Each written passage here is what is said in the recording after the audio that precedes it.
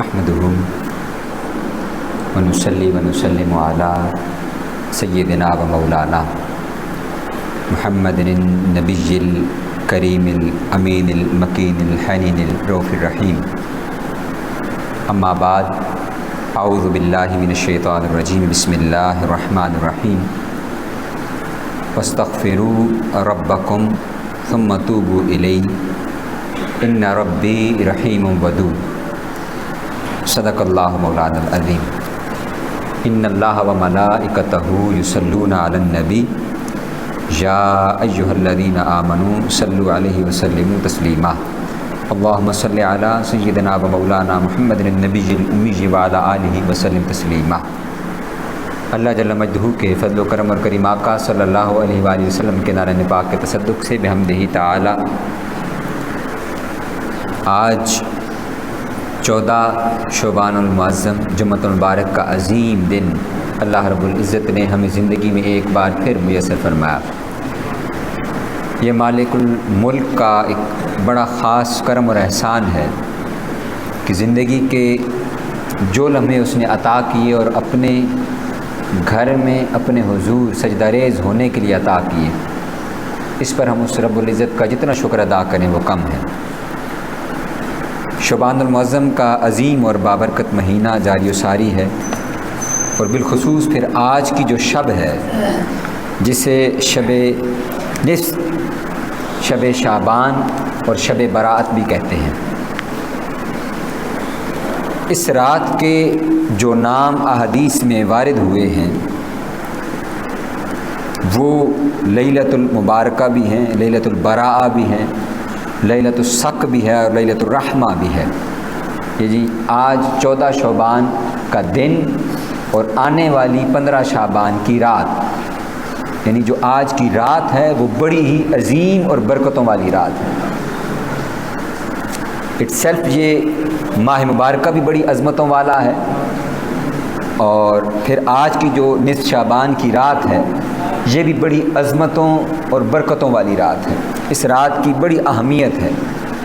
ہمارے ہاں عمومی طور پر بعض حلقوں کے اندر سمجھا جاتا ہے کہ یہ جو رات ہے جس کو شب برات کہتے ہیں، یہ یاد رکھیے شب برات ہے، بارات نہیں ہے، شب بارات نہیں ہے. یہ کہ ہم لوگ اس کو شب بارات کہہ دیتے ہیں، اور بارات کہہ کے تو پھر وہ پٹاخے اور اس طرح کے جو معاملات کرتے ہیں ان کا دین سے اور شریعت سے کوئی تعلق نہیں ہے، نہ یہ اس طرح کا کوئی ایونٹ ہے. اس کا نام ہے براعت. براعت کہتے ہیں آزادی کو، دوری کو. وہ اس کی وجہ تسمیہ کیوں ہے اس پر ہم بعد میں آتے ہیں.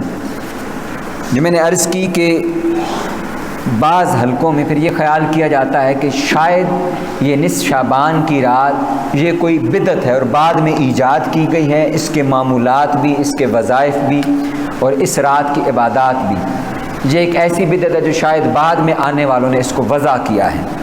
تو میں گفتگو کے پہلے حصے کے اندر اس حوالے سے چند احادیث آپ کے گوش گزار کرنا چاہوں گا کہ شعبان المعظم کا جو عظیم مہینہ ہے آقا علیہ السلام نے اس کے بارے میں کیا اس کی فضیلت بیان فرمائی، اور پھر بالخصوص جو نصف شعبان کی رات ہے اس کے بارے میں کیا احادیث وارد ہوئی ہیں، اور اس رات کے حوالے سے پھر صحابہ کرام، تابعین، تبع تابعین کے احوال کیا ہیں، ان کے معمولات کیا ہیں. تو سب سے پہلے کہ یہ جو رات ہے، بلکہ جو مہینہ ہے شعبان المعظم کا، میں نے کہا کہ بڑی عظمت اور برکتوں کا مہینہ ہے. اس حوالے سے سیدہ عائشہ صدیقہ رضی اللہ تعالی عنہا سے مروی ہے کہ آقا کریم علیہ الصلوۃ والتسلیم رمضان کے علاوہ شعبان وہ دوسرا مہینہ ہے جس میں سب سے زیادہ روزوں کی کثرت فرمایا کرتے تھے، اور آپ حکم بھی فرماتے تھے کہ جس کی استطاعت ہو وہ اس ماہ مبارکہ کے اندر کثرت سے روزے رکھے. اپنا معمول یہ تھا کہ آپ شعبان اور رمضان کے پورے ماہ کے اندر روزے رکھتے تھے، یعنی 2 ماہ کے روزے جمع فرماتے، لیکن اپنی امت کے لیے آپ نے شفقت فرمائی اور فرمایا کہ تم میں سے جو جس قدر استطاعت رکھتا ہو وہ اس ماہ مبارکہ کے اندر کثرت سے روزے رکھے. پھر ایک حدیث مبارکہ کے اندر آقا علیہ السلام نے، اب یہ کیونکہ اپنے معمول کو آپ نے تبدیل اس لیے فرمایا کہ امت بھی اس میں مشقت میں نہ پڑ جائے، کہ سنت سمجھ کر امت مشقت میں نہ پڑ جائے. تو امت کی آسانی کے لیے آپ نے فرمایا کہ شعبان کا سارا مہینہ اور یا پھر چند دن کو رخصت دے کر آقا علیہ السلام روزے رکھتے تھے. اور پھر آپ نے ارشاد فرمایا کہ اس ماہ کے اندر روزے اس ترتیب سے رکھے جائیں کہ وہ آدھے ماہ یعنی نصف شعبان تک روزے رکھے جائیں اور نصف شعبان کو پھر چھوڑ دیا جائے. اور پھر یکم رمضان سے پھر ایک نئی ترتیب کے ساتھ آپ وہ اس لیے فرمایا جیسے میں نے بار بار عرض کی کہ امت مشقت میں نہ پڑے, تکلیف میں نہ پڑے, تو امت کے لیے آسانی پیدا فرمائی. اور پھر آقا علیہ السلام سے جب پوچھا گیا کہ آقا علیہ السلام ماہ رجب اور ماہ رمضان, فرمایا کہ ایک ایسا مہینہ آتا ہے جس ماہ سے متعلق لوگ غفلت کا شکار رہتے ہیں, یعنی شعبان. فرمایا کہ یہ وہ ماہ مبارکہ ہے جس میں لوگوں کے اعمال اوپر اٹھائے جاتے ہیں. اور اپنے بارے میں ارشاد فرمایا کہ میں یہ بات پسند کرتا ہوں کہ میرے اعمال اس حال میں اوپر اٹھائے جائیں کہ میں روزے کی حالت کے اندر ہوں. اس لیے آقا علیہ السلام خود کثرت کے ساتھ اس ماہ مبارکہ میں روزے رکھتے تھے. پھر اب یہ جو نصف شعبان کی رات ہے, اس رات کے متعلق جو احادیث ہیں, حضرت معاذ بن جبل رضی اللہ تعالی عنہ سے مروی ہے کہ آقا کریم علیہ الصلوۃ والتسلیم نے ارشاد فرمایا کہ اللہ رب العزت نصف شعبان کی رات کو اپنی تمام مخلوق کی طرف متوجہ ہوتا ہے, پس اللہ اپنی تمام مخلوق کو بخش دیتا ہے. اب یہاں بڑی قابل توجہ بات ہے, فرمایا سوائے مشرک اور کینہ پرور کے, یعنی ایک ایسا شخص جو بے ایمان ہے, مشرک ہے, جو ایمان ہی سرے سے نہیں لایا, اس کے ساتھ دوسرا جس شخص کو ملایا فرمایا وہ کینہ پرور ہے.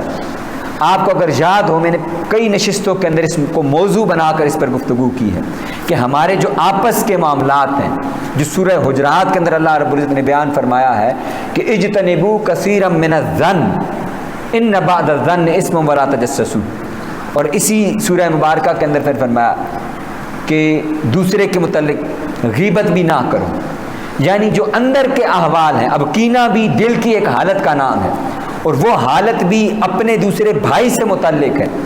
اسلام اس کے اوپر بہت زیادہ زور دیتا ہے, یعنی آپس کی محبت.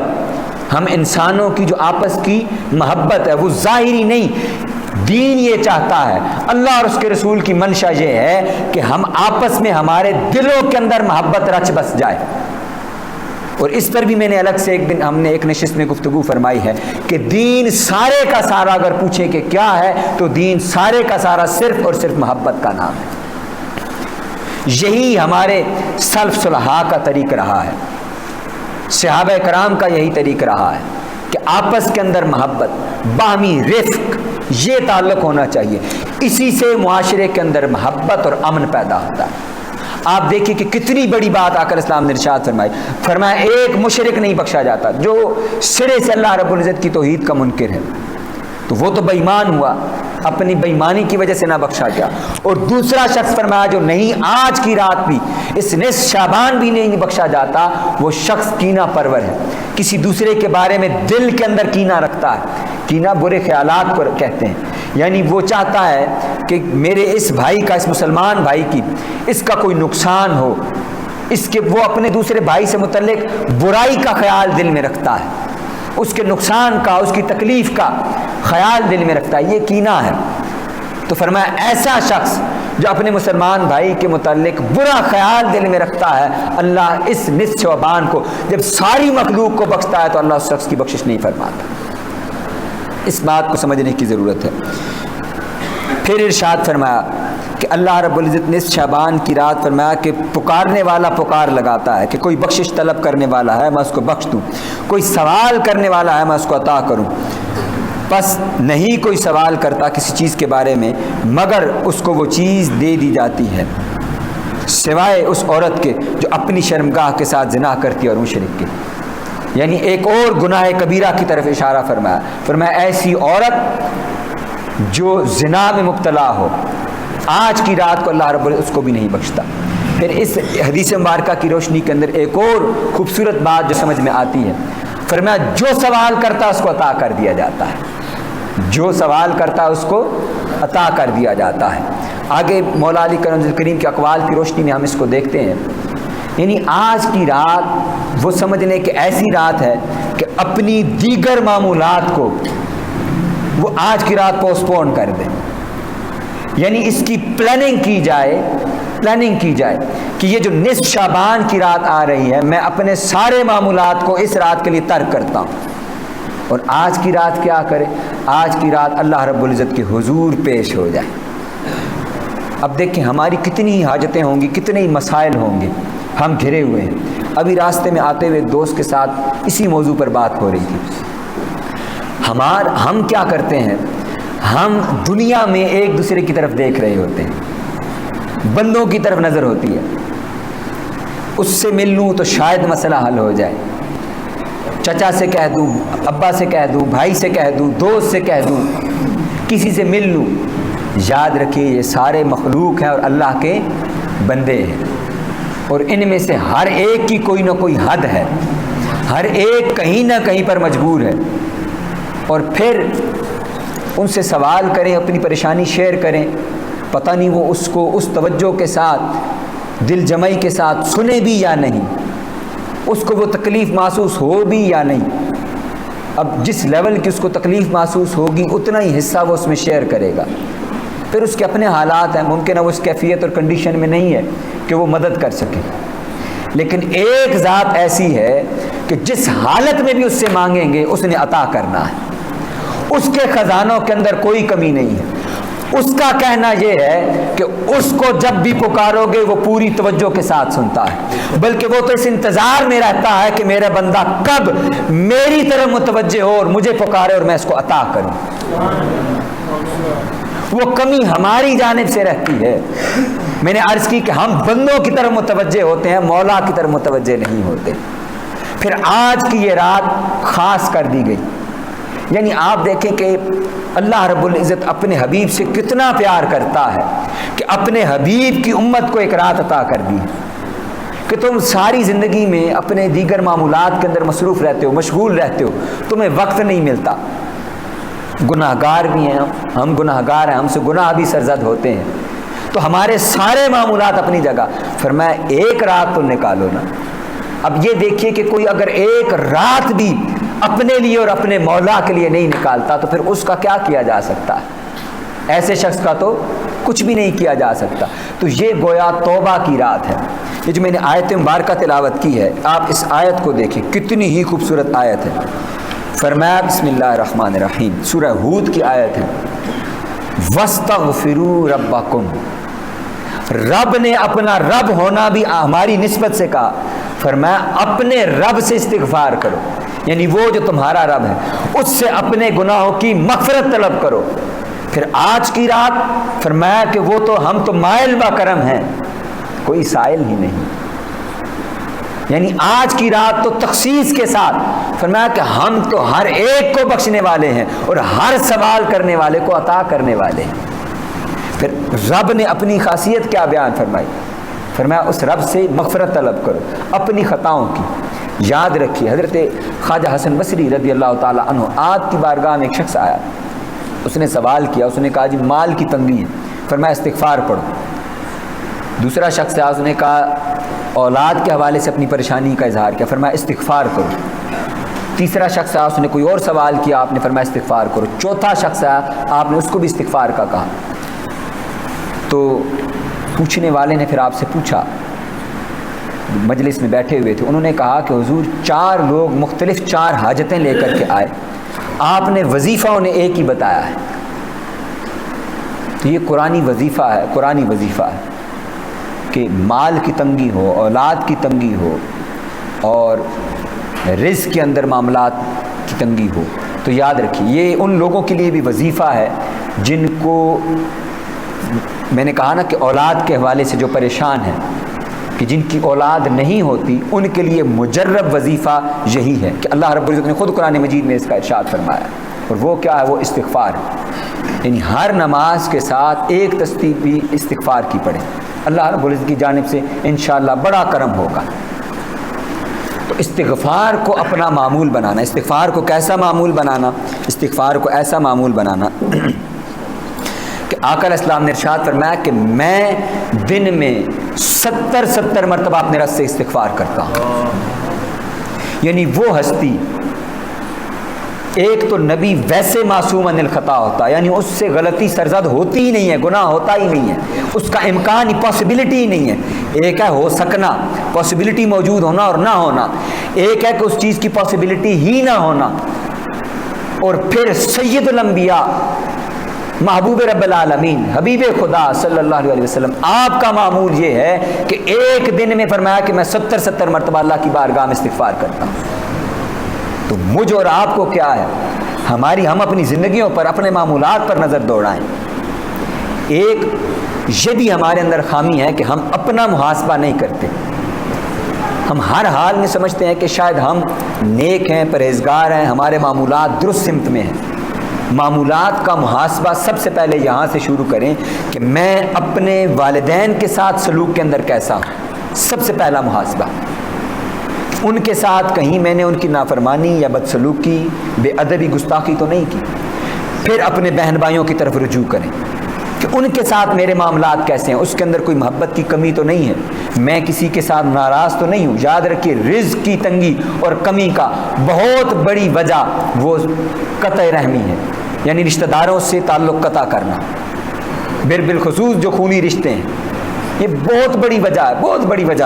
یہ نصف شعبان کی حدیث میں ایک حدیث یہ بھی ہے کہ اللہ رب العزت ہر شخص کو بخش دیتا ہے سوائے اس کے جو قاطع الرحم ہو، یعنی جو رشتہ داروں کے ساتھ تعلق توڑنے والا ہو، اللہ اس کو بھی نہیں بخشتا آج کی رات۔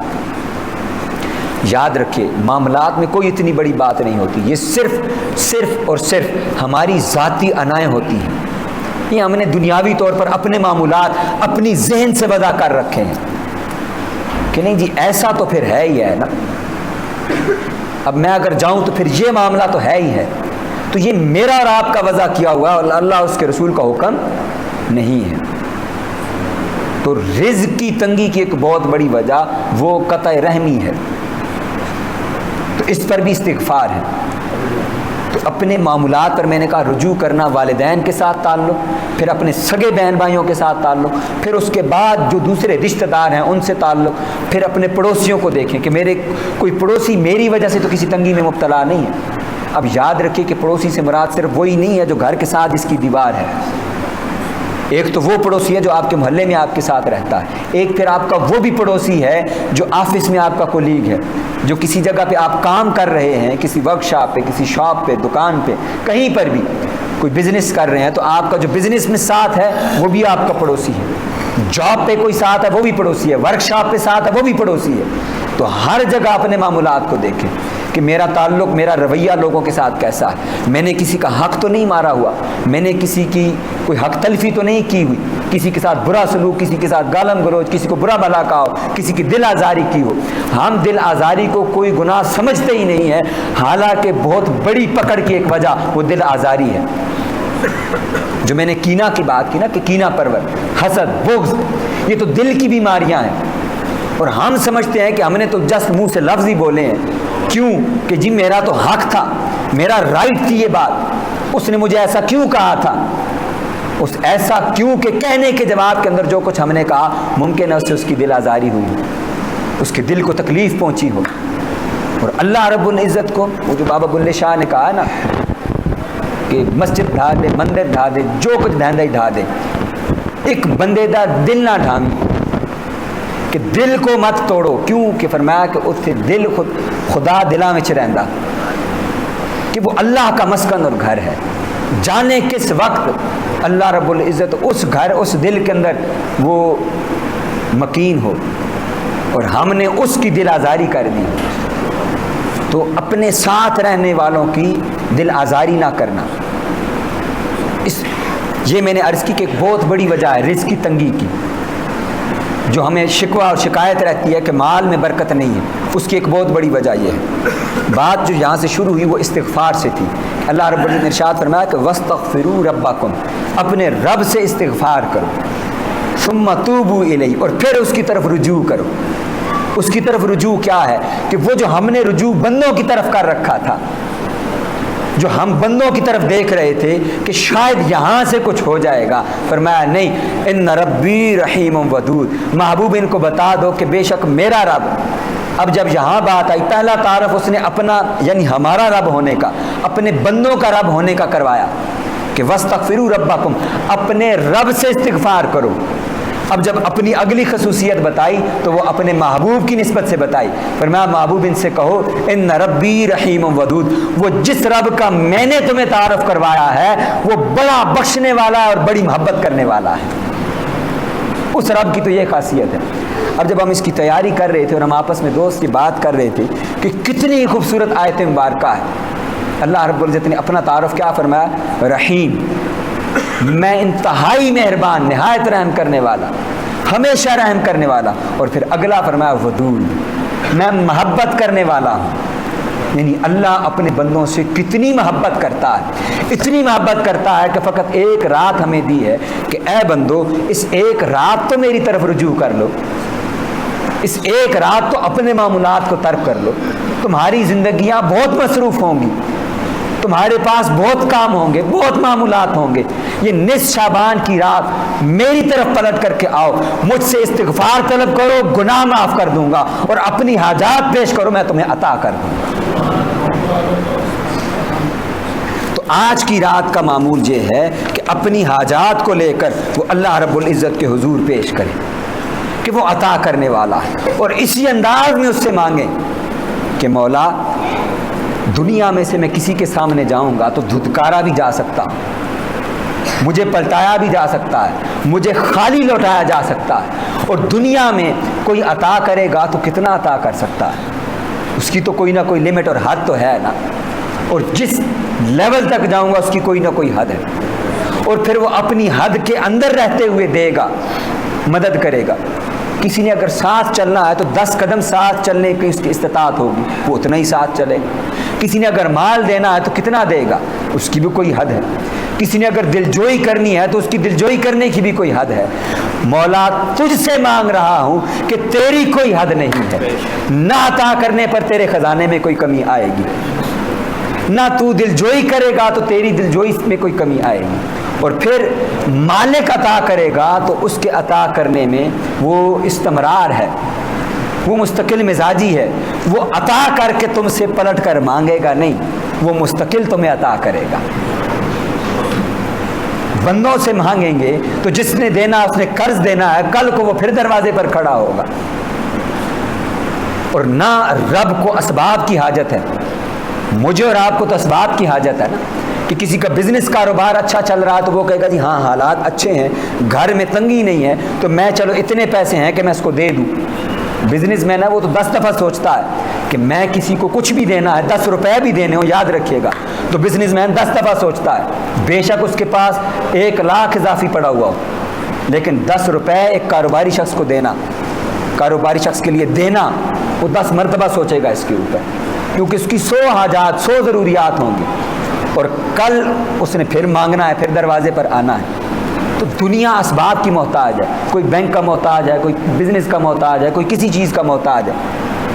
اب یاد رکھیے اللہ رب العزت کی ذات وہ کسی سبب کی تو محتاج نہیں ہے، وہ تو اپنے خزانہ غیبی سے جہاں سے چاہے اور جیسے چاہے اور جتنا چاہے عطا کر دینے والا ہے۔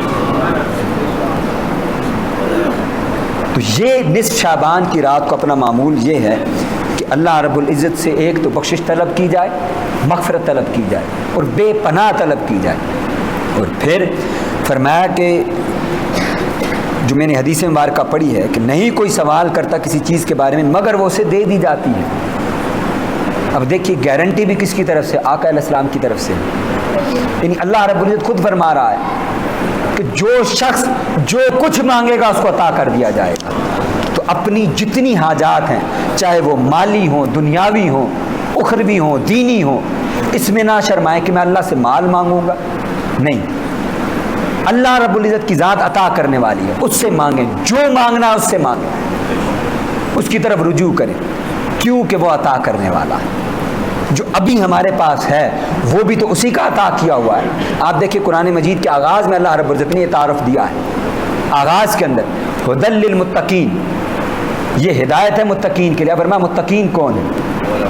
الذین یؤمنون بالغیب، غیب پر ایمان رکھتے ہیں، ویقیمون الصلاۃ، نماز قائم کرتے ہیں، ومما رزقناہم ینفقون، रज़क़ना, हमारा दिया हुआ रिज़्क़ की निस्बत अल्लाह रब्बुल इज़्ज़त ने अपनी तरफ की है। और युनफ़िकून, ये नहीं कहा कि युनफ़िकू फ़ी सबीलिल्लाह, कि अल्लाह की राह में खर्च करते हैं। युनफ़िकून मुतलक़न इरशाद फरमाया कि जहाँ कहीं भी वो खर्च करते हैं, जो कुछ भी वो खर्च करते हैं, रज़क़ना, वो दिया हुआ हमारा है। तो एक तो हर लम्हे इस बात की एक्नॉलेजमेंट करना, अपने आप को इस बात की तरफ रुजू रखना, ज़हन इस तरफ मायल रखना कि ये जो कुछ दिया हुआ है ये अल्लाह रब्बुल इज़्ज़त का अता किया हुआ है। मैं जहाँ कहीं भी खर्च कर रहा हूँ, जो कुछ भी ज़िंदगी में कर रहा हूँ, मैंने जितनी बड़ी बिजनेस एम्पायर बना ली है, अल्लाह रब्बुल इज़्ज़त ने मुझे जितना कम नवाज रखा है, ज़्यादा नवाज रखा है, ये तकसीम मौला की अपनी है। लेकिन जितना और जो कुछ दे रखा है वो दिया हुआ अल्लाह रब्बुल इज़्ज़त की ज़ात का है। एक तो हर लम्हे दिल के अंदर ये ख्याल रखना कि मौला ये दिया हुआ तेरा है, जब दिया हुआ उसका है तो उसकी तरफ तो कोई कमी नहीं है। मौला पहले भी तूने ही दिया था, जो कुछ दिया था, अब मुझे ये हाजात हैं मौला, अब भी तू ही अता फरमा। तो अल्लाह रब्बुल इज़्ज़त की ज़ात की तरफ रुजू करना, उससे मांगना। तो ये निस्फ़ शाबान बड़ी ही बरकतों वाली रात जो हमें अता हुई है। अब इस रात के दीगर मामूलात क्या हैं, वो सैयदा आयशा सिद्दीक़ा फरमाती हैं कि आका करीम अलैहिस्सलातु वस्सलाम ने खुद मुझसे पूछा कि ये कौन सी रात है, यानी ये निस्फ़ शाबान की रात है। तो मैंने पूछा, सैयदा आयशा फरमाती हैं कि मैंने पूछा कि या रसूलल्लाह इस रात में क्या होता है। तो आका इस्लाम ने इरशाद फरमाया, इस रात पैदा होने वाले और मरने वाले हर इब्न आदम का नाम लिख दिया जाता है। इस रात में आमाल बुलंद किए जाते हैं और लोगों का रिज़्क़ नाजिल किया जाता है। तो आका इस्लाम ने इरशाद फरमाया कि अल्लाह की रहमत के बगैर जन्नत में कोई शख्स दाखिल ना होगा, कोई भी जन्नत में अल्लाह की रहमत के बगैर दाखिल ना होगा। फरमाया कि आका इस्लाम ने ये जुमला 3 मरतबा इरशाद फरमाया। और फिर सैयदा आयशा सिद्दीक़ा फरमाती हैं कि मैंने अर्ज़ की, या रसूलल्लाह क्या आप भी? तो आका इस्लाम अपना हाथ अपने सर पर रखते हुए इरशाद फरमाया हाँ मैं भी, सिवाय इसके कि मुझे अल्लाह की रहमत ढांप ले। यानी क्योंकि हुजूर खुद सरापा रहमत हैं, हुजूर क्या है, वो खुद सरापा रहमत हैं। यानी कहने का मतलब ये है कि हर वो शख्स जो जन्नत में जा रहा है वो आका इस्लाम के साया रहमत की वजह से जन्नत में जा रहा है। वो जो रहमत हमने अभी कहा कि वो रहम करने वाला है और वो रहमत करेगा तो शख्स जन्नत में जाएगा। सवाल ये है कि वो रहमत है क्या? वो रहमत आका इस्लाम की ज़ात मुबारका है। फिर यही सवाल सैयदा आयशा सिद्दीक़ा ने बार बार पूछा। तो आका इस्लाम ने इरशाद फरमाया कि पैदा होने वालों के, फोत होने वालों के नाम लिख दिए जाते हैं।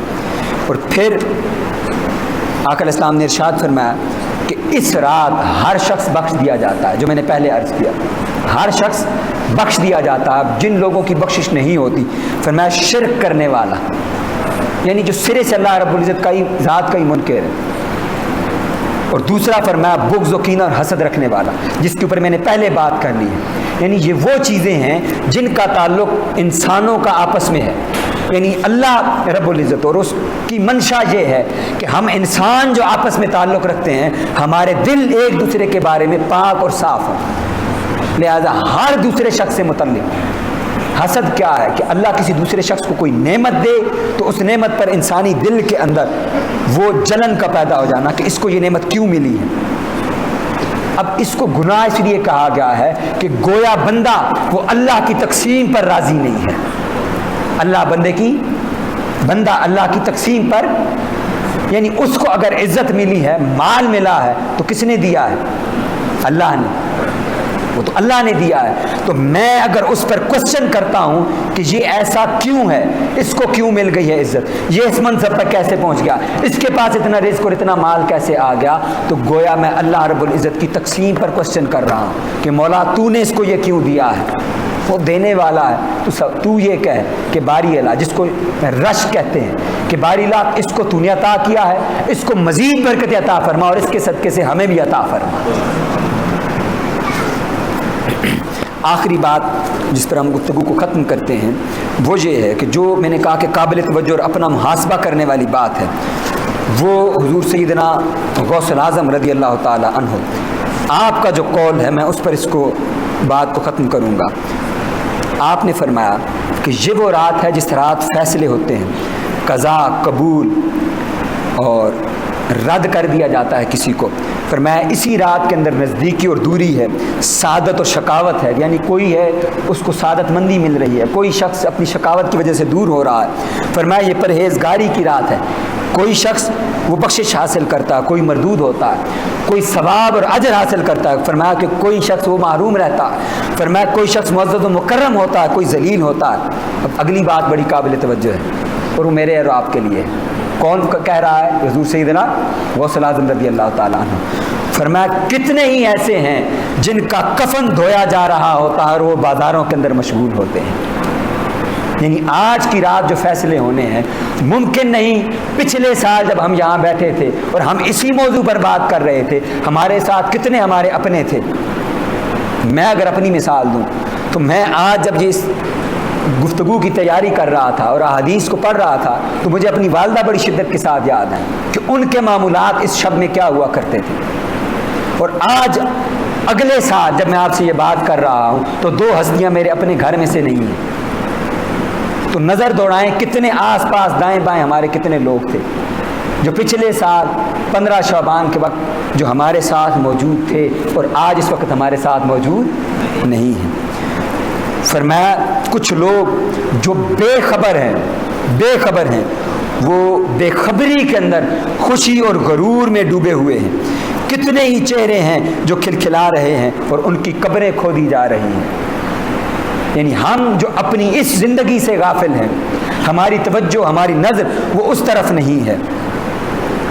تو اب کرنا کیا ہے؟ کرنا یہ ہے آج کی رات مولا علی کرم اللہ کریم فرماتے ہیں، آپ سے سوال کیا گیا، فرمایا کہ مجھے پسند ہے کہ ان 4 راتوں میں میں اپنی زندگی کا ہر کام ترک کر دوں اور صرف مولا کی طرف رجوع کروں اور اس کی عبادت کروں۔ اور وہ کون سی 4 راتیں ہیں؟ فرمایا عید الفطر کی رات، عید الاضحیٰ کی رات، 15 شعبان کی رات اور رجب کی پہلی رات۔ اور پھر سیدنا امام حسن علیہ السلام سے پوچھا اس رات کے متعلق، آپ نے فرمایا کہ اگر مجھ سے پوچھتے ہو میں اس رات کو 3 حصوں میں تقسیم کرتا ہوں۔ پہلے حصے کے اندر اپنے نانا جان پر درود و سلام پیش کرتا ہوں، دوسرے حصے میں استغفار کرتا ہوں، اور تیسرے حصے میں اللہ رب العزت کے حضور نماز پڑھتا ہوں، اس کے حضور پیش ہوتا ہوں۔ فرمایا کہ اس سارے کا اجر کیا ہے؟ فرمایا اگر کوئی شخص یہ معمول اپنا لے 15 شعبان کی رات تو اس کا نام اللہ کے مقربین کے اندر لکھ دیا جاتا ہے۔ تو دوستان مکرم، آج کی اس رات کو غنیمت جانیے۔ یہ جو 15 شعبان کی رات اللہ رب العزت کے فضل اور احسان کی وجہ سے مجھے اور آپ کو نصیب ہوئی ہے، تو آج کی اس رات اپنے گھروں کے اندر یہ معمول بنائیں، گھروں کے اندر معمول بنائیں۔ اس مسجد کے اندر اگر اجتماعی طور پر اہتمام ہے تو اجتماعی طور پر، اگر کوئی شخص انفرادی طور پر کرنا چاہتا ہے انفرادی طور پر۔ ایک تو اس کے وظیفے کو سن لیں کہ درود پاک آپ نے سن لیا، استغفار کی تسبیحیں 300 مرتبہ کوشش کریں کہ درود پاک پڑھ لیں، 300 مرتبہ استغفار کی تسبیح پڑھ لیں، اور پھر 3 مرتبہ سورہ یاسین اور 3 مرتبہ سورہ دخان کی تلاوت کریں۔ 3 مرتبہ سورہ یاسین اور 3 مرتبہ سورہ دخان کی تلاوت کریں۔ صلاۃ التسبیح یقیناً یہاں مسجد میں اہتمام ہوگا تو اس کو پڑھیں، اور اس کے علاوہ نوافل اور استغفار کا اہتمام کریں۔